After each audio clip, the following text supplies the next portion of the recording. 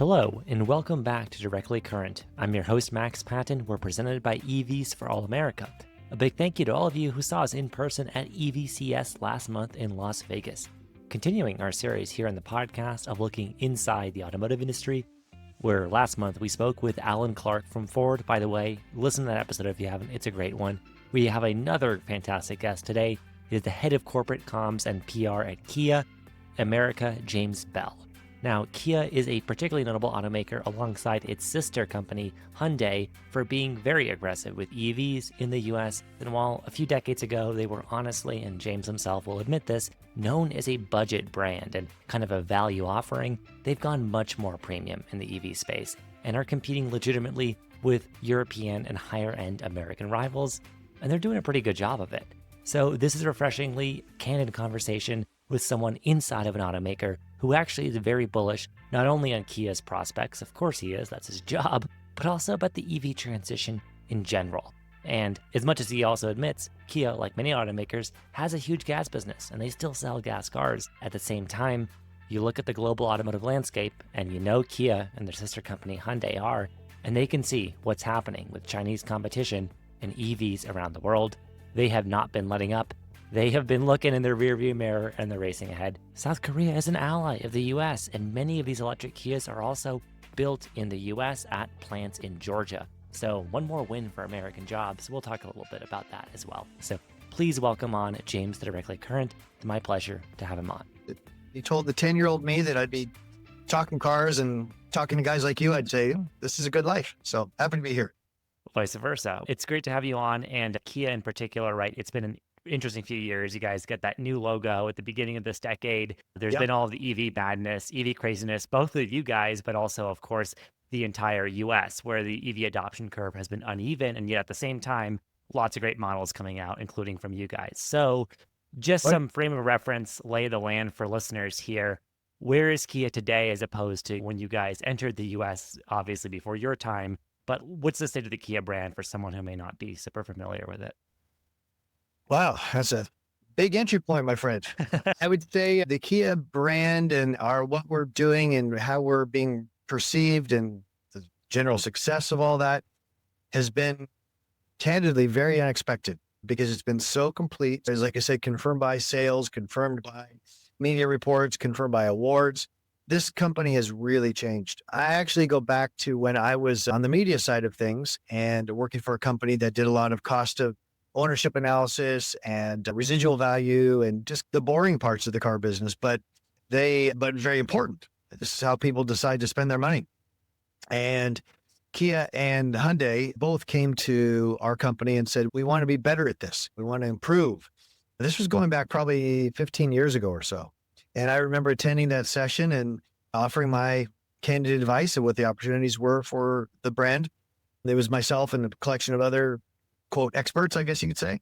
And when I think back to what's happened, this company has just taken that external advice, brought in new faces, new ideas, new perspectives to actually working within the company. And it's all translated now to here we are in 2026, a very different company than it was even 6-7 years ago. And I think what's really fascinating about it, it's been this perfect combination of fantastic product that we were providing guidance to them on 15 years ago. And they paid attention and they're now delivering that product because the investment's been made in people and in quality and dedication from the teams engineering the products, putting them together, designing them across the board. This company has just decided to be different. And it's really paid off. And I think it's paid off at a time where some of our competitors may have lost their way a little, got a little complacent maybe in certain markets and certain segments. And I can tell you, Kia is a company that complacency does not exist. This is a company that loves to transition, loves to pivot, we all like to anticipate as much as we can. Yeah, case in point, right? You guys obviously still have lots of great gas and hybrid IP vehicles. And yet, since I think EV6 was the first EV in the US that you guys had, that was, I should say, first full range, fast charging EV, right? That met the needs of the American consumer who might want it as their only vehicle. Then you have the EV9, which I actually went to back in my former life as a journalist. I remember going to that event, meeting you there. Great three-row American vehicle, lots of feature content.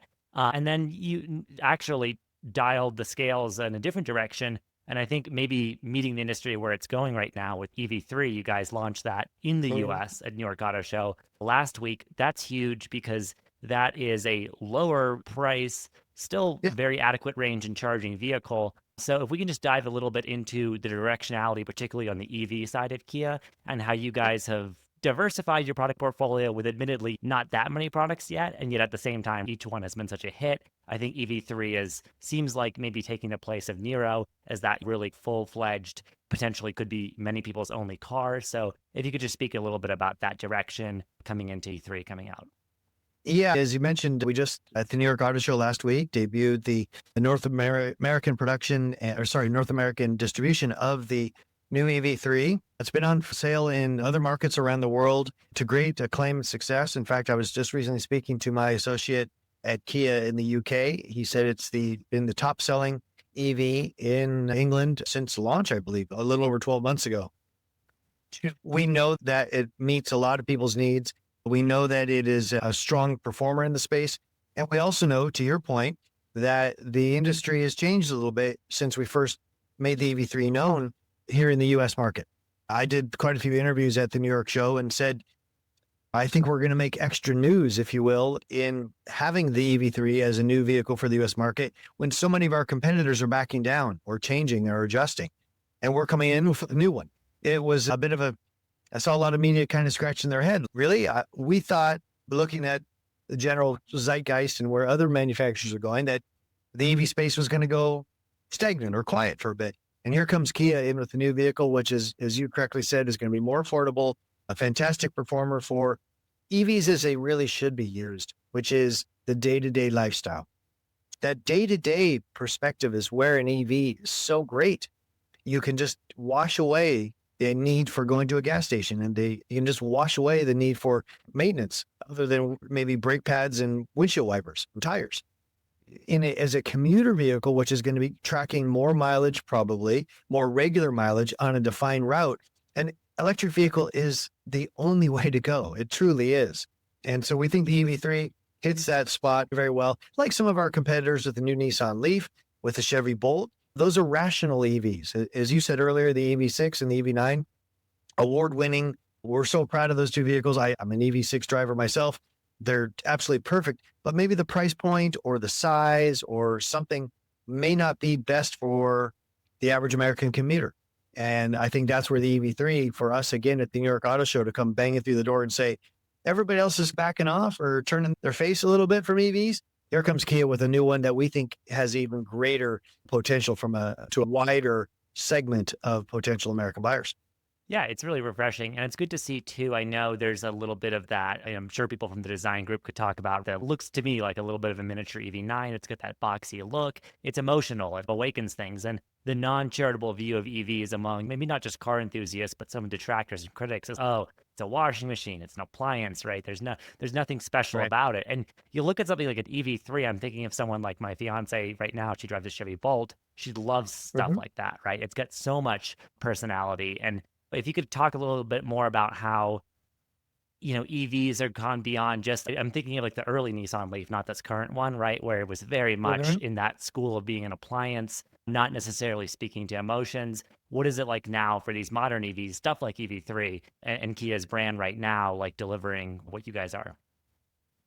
Maybe a little personal story might help. In 2016, I think I purchased a 2014 Mercedes-Benz B-Class electric because I could see where this world was going. I could see electrification was going to be a big thing. At that particular time, I worked for General Motors in all candor, but it seemed like a good time to understand the EV space because I could see not only within the halls of GM, but also being a student and observer of the industry where it was going to be. And so I bought that Mercedes B-Class. It was a appliance vehicle, as you said. I think at the most I got was about 93 miles on one particular state, one charge. Had a couple scary moments coming back from LAX, or I remember one time I was at the Hollywood Bowl, and I guess for lack of a better term, I think I got into my driveway on the last electron, if that makes sense. I'd really pushed it. And I think Yeah. that's the best way to describe this jump between that era where they were more curiosities, shorter commute. Maybe would be a better choice than that. It was just a peculiar thing to do or an experiment. now shoot ahead. And I drive my EV6 anywhere I want to go.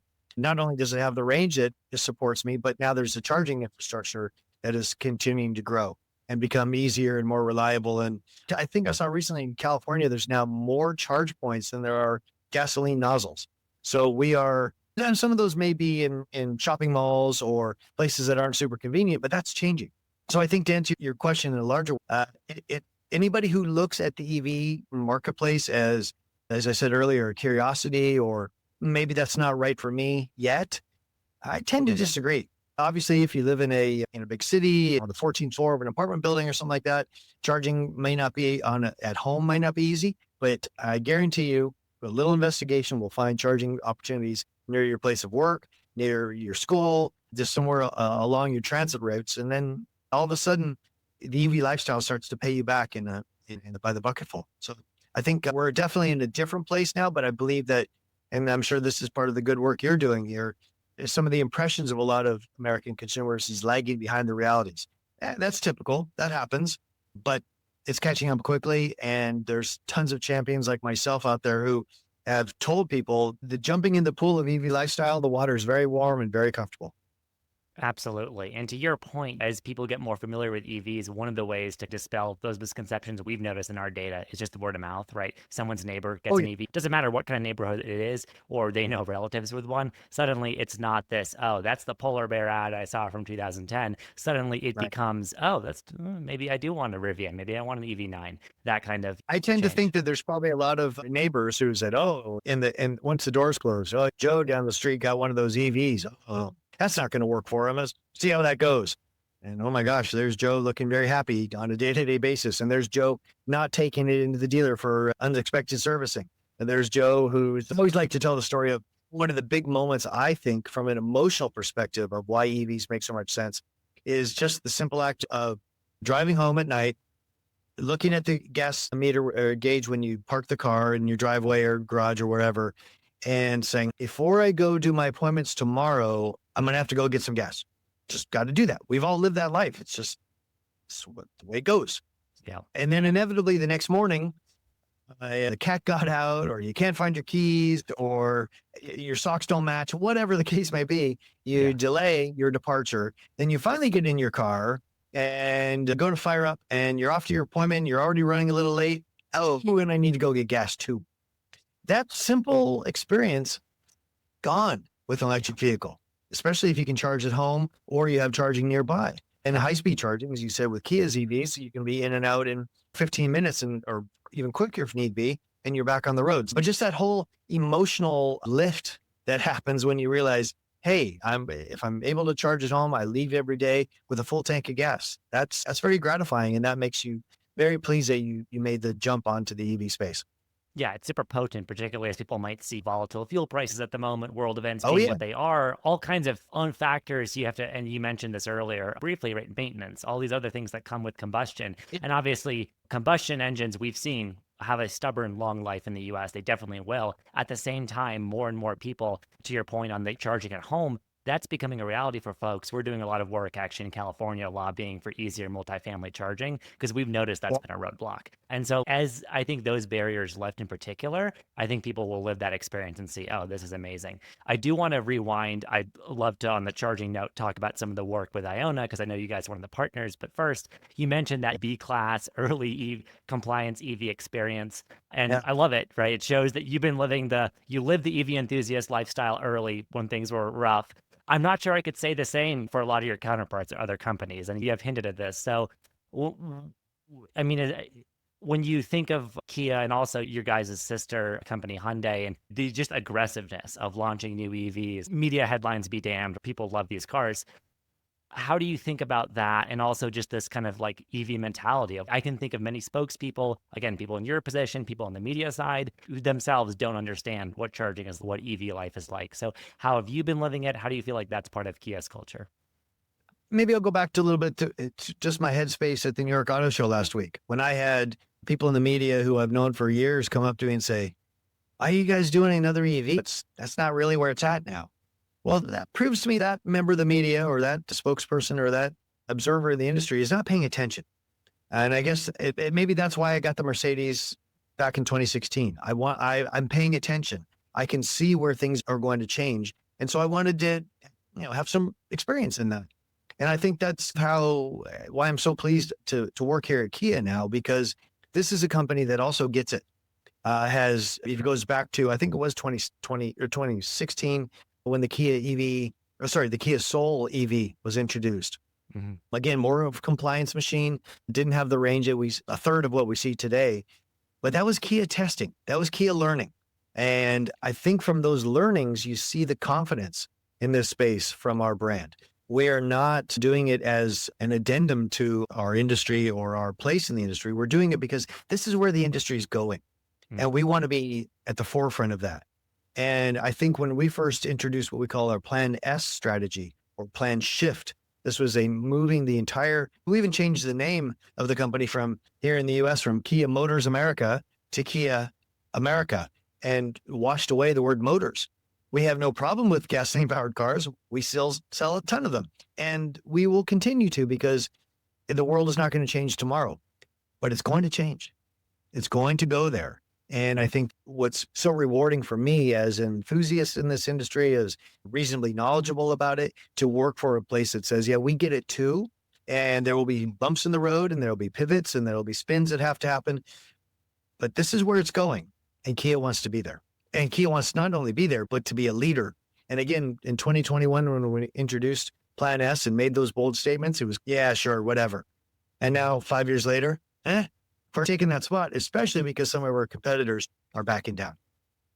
Yeah, and it's an opportunity. It's a great moment. I think the timing has worked out really well for leaders like Kia right now, who have seen the direction of the ball broadly this whole time. Another note on the manufacturing side of things, right? You guys have, I think, the plant in West Point, Georgia, but you also have the larger Hyundai Meadow plant, where I think you might be producing some future EVs as well. Very futuristic. Sorry, if I can just add to that. Go on. Kia is it's fine. We're about 40% of the final master plan from the Meadow plant there in Savannah, Georgia. So yes, to this point, you've just seen the Ioniq 9 and the Ioniq 5 come out of that factory.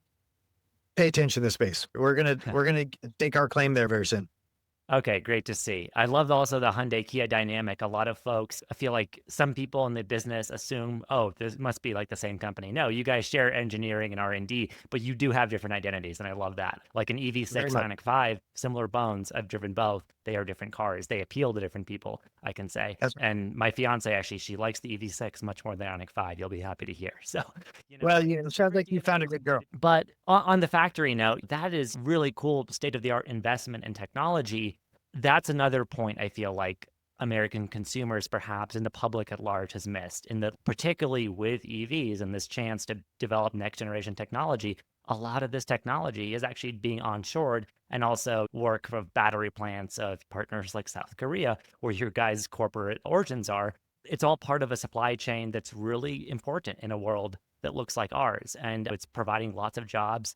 How do you think about that narrative, and maybe potentially making that more public? Or do you think that it matters that people have this idea of, hey, my EV6 was built in the US? That's a fact I feel like a lot of people don't know, with not just the EV6, but many EVs. So how do you think about that in the kind of broader landscape? My friends over in the marketing side of the building here probably wouldn't like me saying this, but I don't think where a vehicle is sourced is that big of a thing, because I think to your point, there's probably a lot of people who drive a Chevy because they assume it's American made, or drive a Toyota because they assume it's Japanese made. And in a very good chance in both cases, they're not. Yeah. So I don't think that there's going to be a certain subset of the marketplace that made in America is very important. And that's why we have the factory in West Point, Georgia for going into year 17 now. The award-winning Telluride comes out of there, the new versions as well, the EV9, the EV6. So we're committed to doing that. It's cliche to say in this industry, but you want to build it where you sell it. And that's just smart business. But I personally tend to think that the average buyer, not all, but the average buyer or somebody considering getting in the EV space is just looking for the best EV experience above and beyond where it's sourced, what company it's from. And that's what I think one of the things that's been, to your point earlier, a great opportunity for Kia, because we as a brand have changed so much in the last 10 years. Previous to me joining here, and I'm just coming up on my 10th year, the Kia brand was I like to call it a used car alternative. It was, okay, I need a new car. My old one's dying. Let me look at my wallet. I can't quite afford that new car I wanted. I don't want to get another used car. I'll get a Kia. That's what the brand was. And I was very Mhm. happy to be that way for 20 years of its existence here in the US market. Again, 10 years ago, they decided to change that. So I think it was a delicious combination of people starting to look at the EV market, having an open mind to thinking Tesla proved that. There's a brand that just came out of nowhere and became the EV brand. So there was a sense of people saying, okay, if I'm thinking of EV, I might be comfortable thinking of a brand that I wouldn't have in the past. And that's where our overall brand change and our overall growth has timed so nicely with our EV space. We're quickly becoming known as an EV company, Yeah. as a efficient mobility company that's stepping away a little bit from what Kia was in the past because the products back it up. And I think regardless of their origin, if the machine that you're offering does not deliver on a daily basis and exceed expectations, I don't care where it's built, it's not going to succeed. That's a great point, right? People want in their driveway desirable sheet metal. I don't think they care where it's stamped so much, or most people don't. So that is And a very lot of that, if interesting. I can add real quick to that, a lot of that is design. When I was on the automotive media side of things and I had test cars all the time, I use one of my markers of whether I thought the car was going to be a success or not would be is when I walked out to my driveway to start my day's commute or drive to events, was I excited to get in that car? Did it make me Yeah. feel good? Yeah. It's like putting on a suit or a hat or something like, yeah, this is who I want to be today. This is who I want to convey. This fits my persona today. So you get in the car and you feel like, yeah, I'm proud of where I am. And then when you exit the vehicle and start walking to your destination, if you look over your shoulder and just say, yeah, I came in that. That is a huge emotional component of the car buying and the car owning element. People may not admit to that, but I think it's a thing. I No, I noticed it can, just kind of it yeah, happened to me naturally, and I still do that to this day. And so I think the sheet metal, I love Peter Schreier, who we hired, oh gosh, 15, 20 years ago now from the Volkswagen Group. Did a lot of amazing designs for Volkswagen, Audi, a myriad of different brands. He'll be in the Design Hall of Fame one day. There's no question. And one Mhm. time I said to him, Peter, we've been doing this successfully for such a long time. You're really starting to make a big impact on Kia design. What's the secret? And I won't try to do his German accent, but he basically said, look, James, when you make a car, you have to bend the sheet metal. So you better bend it good. Does it get any easier than that? Now, I'm not a car designer, so I can't bend it good, but he's a genius and he brought in a team of geniuses and we have some of the best design possible right now. And so that emotional side matched with the kind of economic and logical side, it just fits like a glove for Kia right now. No question. Yeah, desirability is a huge factor, especially with Yeah. EVs. And I think you find if the vehicle's desirable enough, look at Tesla in the early days, people will go over whatever misgivings they have about all the Very disruption of much. a new energy source and just decide, hey, I don't care. That Model S looks great. I want it. That EV6, it's pretty cool. I want to Well, drive that. quick personal story on that front. In 2004, I bought a Toyota Prius. That was the generation that became the big, huge success generation. And I had a long commute at the time. And here in California, you could have access to carpool lanes. So it became my time machine, made a huge difference to my drive.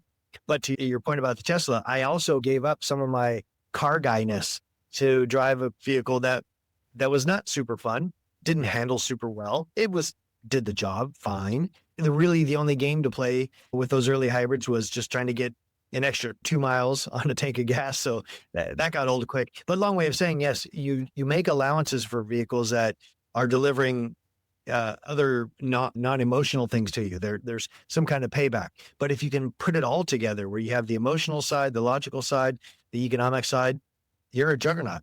It gets easy almost from there.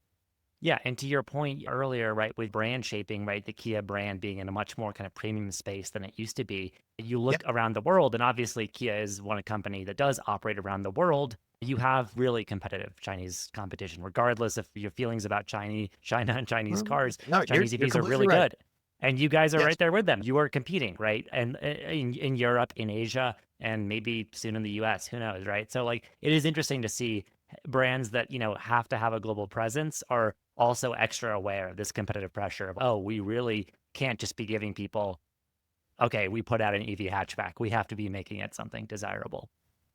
Yeah. And when you talk about the future, that's again, echoing back to what we said in New York last week, that yeah, it is a surprise that here's a major car company coming out with a new EV when people have been reading in the headlines about other car companies backing off and taking huge financial hits by writing off a lot of the investment in EVs. What does Kia know? What we know is where the world is going. Simple as that. And where the global market is going. And as a global company, we need to be ready in any permutation of market dynamic. The US market is going to be a little odd for a little while compared to the global space, but we're ready no matter what comes.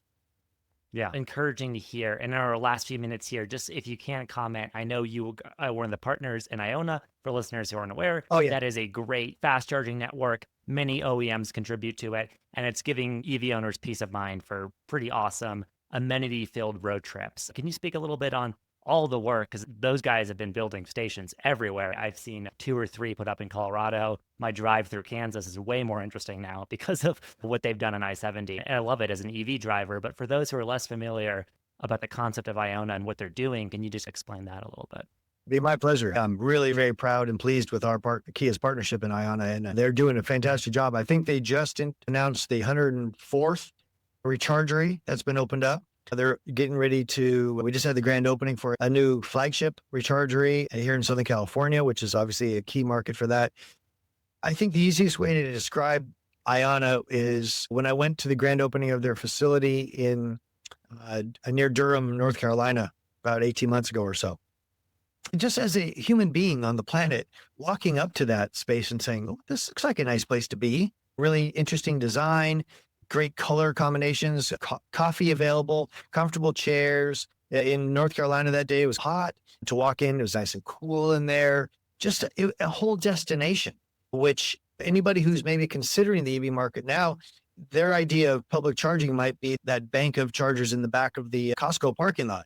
Not super attractive place to be. Convenient if you're going into Costco for an hour, I get it, but not appealing on its own. That's where Iona's coming in such a bold and fantastic way. I tend to firmly believe that when people see Iona stations, or I should call them rechargeries, when they see a rechargery on the road, this is the kind of conversation that's going to happen in cars. Okay. So the family drives past a rechargery and the husband or wife says to the other one, did you see that? That looked nice. Maybe we should get an EV because then we can use that. It blossoms the premise of EV ownership well beyond the idea of not going to a gas station anymore. I think it turns it on its head and says, yeah, gas station experience, not that great. Iona recharging station, fantastic. A nice place to be. And with high-speed charging, all their charging ports are all high-speed. So with a Kia electric vehicle, you can be in and out in 20 minutes at best. Next time, anybody who's listening who's still an EV kind of skeptic, please set your alarm on your phone the next time you go to fill up your gas tank and tell me how long you're really there. From getting out of the car, from attaching the fuel pump, from going in and using the restroom or buying a Gatorade, and then coming back, maybe cleaning the windows, throwing some garbage away. You're there for at least 10 minutes, if not longer. And so the idea of going to a place like the Iona rechargery, where you actually you feel welcome and it's comfortable and it's reasonably exclusive, and you're getting that high-speed charge, helps write the EV success story on yet another page. Absolutely. And just to shout out one of your competitors, frenemies in the space, I was in Joshua Tree recently and I stopped at the Rivian Outpost. That's one of their flagship amenity things. Iona, of course, has many similar things, but what they've done, just speaking personally as a space I went to recently, I was floored. It's so cool. Obviously, that is expensive to build. It takes commitment, but they did it. And that's a brand building thing. To your point, it totally flips the narrative around from, oh, I guess I got to stop here at this Walmart to suddenly, oh, I want to go there. I want to stop there. I believe with Iona stations and the future of charging will be heading out for the day. Oh, I've got plenty of range, but you know what? Maybe I'll stop there at the Iona station, grab a coffee, just stretch my legs for a minute before I start my day. So I'll just do a quick 5-minute charge, just to kind of something that people are probably not prone to do in the way most charging stations, as we said, at the back of a Costco parking lot are. Yeah, absolutely. Exciting to see the development of that, as well as, of course, the great vehicles. Can't wait to see EV3 on North American Mhm. roads later this year with deliveries. Is that the plan? Yep. Okay. Yeah, back into this year. In fact, my EV6 is due to be handed back, I think, in November. And I'm really hopeful that we'll get somewhat synchronicity there that I can slide right into an EV3. So fingers crossed. Okay, fingers crossed. You're going to be living the lifestyle again. That's awesome. Looking forward to seeing them on the road. Thanks so much for the time, James. Yeah, it's my pleasure. It's look, like we said at the start, being able to sit and talk about cars with a smart guy like you, it's my childhood dream. So it's a pleasure to be here. Thank you. That's a wrap on Directly Current for this week. Thank you so much to James Bell from Kia for his time and willingness to do this. By the way, apologies about some of the audio quality. We had some technical issues with our recording software, which meant James had to get creative and actually dialed in from his smartphone. So he's using a built-in iPhone microphone. I think it sounds pretty darn good considering. And again, props to him for the ingenuity and working through our own technical issues. You can subscribe to our podcast to see more inside looks at the automotive industry, as well as deep policy insights on how the EV transition is going and how we're making EVs happen for all America. That's very much an intended pun. And how we're making EVs happen for all America with initiatives like lobbying for multifamily charging in California and all of that great work, which, by the way, is also at our website, evsforalamerica.org. So subscribe to the podcast. Check out the website. All of these links are in the description. And stay tuned. We'll see you in the next month or so with another exciting guest in the automotive industry. Until then, I've been Max Patton, and I'll see you next time.